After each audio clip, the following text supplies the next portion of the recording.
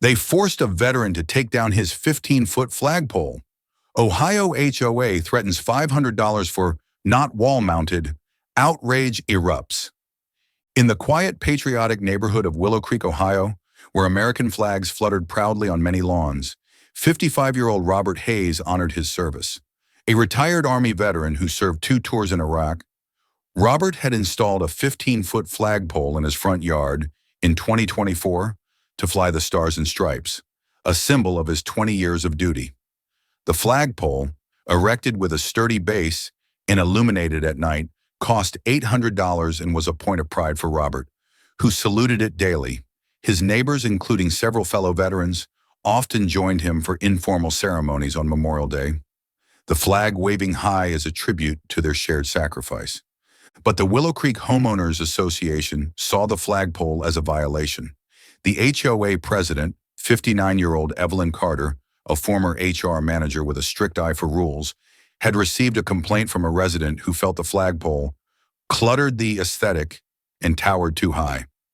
Evelyn pointed to a bylaw that stated, flagpoles must be wall-mounted or not exceed 10 feet in height to maintain uniformity. It was a rule rarely enforced. Other homes had taller flagpoles or decorations, but Evelyn decided Robert's 15-foot pole was non-compliant, ignoring its significance as a veteran's tribute, and saw it as a chance to assert her authority. In early June 2025, Evelyn sent Robert a letter citing the bylaw and demanding that he remove the 15-foot flagpole or mount it on his house within 48 hours, or face a $500 fine for flagpole violation. The letter also warned of a $1,000 fine for a second offense if he didn't comply. Robert was heartbroken. The flagpole was his way of honoring his fallen comrades, and wall-mounting it would diminish its dignity. He called Evelyn, explaining his military service and the flag's meaning, offering to trim the pole to 12 feet as a compromise. He even invited her to a Memorial Day event to see its importance. But Evelyn was unyielding. "Rules are rules," she snapped. "Take it down or pay." Robert planned to appeal at the next HOA meeting, hoping for empathy. He never got the chance. On a rainy Thursday morning, while Robert was at a VA appointment, Evelyn arrived with an HOA crew armed with tools. They measured the flagpole, deemed it 5 feet over the limit, and began dismantling it, using a crane to lower the pole to the ground.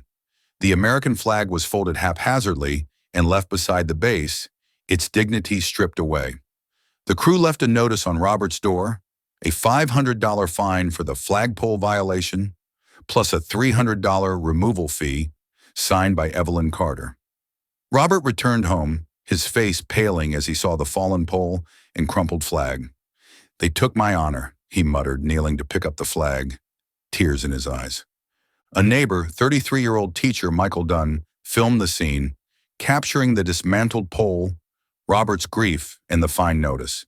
He posted the video on X with the caption, "HOA forced this veteran to remove his 15-foot flagpole, fined $500, flagpole ban." The video went viral, gaining 18 million views in 48 hours, with the hashtag trending nationwide. People were furious, calling the HOA's actions disrespectful and un-American. Local news stations in Cleveland covered the story, interviewing a shaken Robert, who said, "I fought for that flag. They have no right." The reporter also spoke to a military historian who emphasized the flagpole's role as a veteran's right to display pride. The community rallied behind Robert. Michael organized a protest outside the HOA office, where dozens of residents, including other veterans, gathered with miniature flags and signs reading, "Honor our vets," and "Stop HOA disrespect." Some saluted the fallen pole, brought by Robert as a symbol of resistance. A GoFundMe page to help Robert rebuild the flagpole raised $10,000 in a week, with donors leaving messages like, "This is a disgrace," and "Justice for Robert."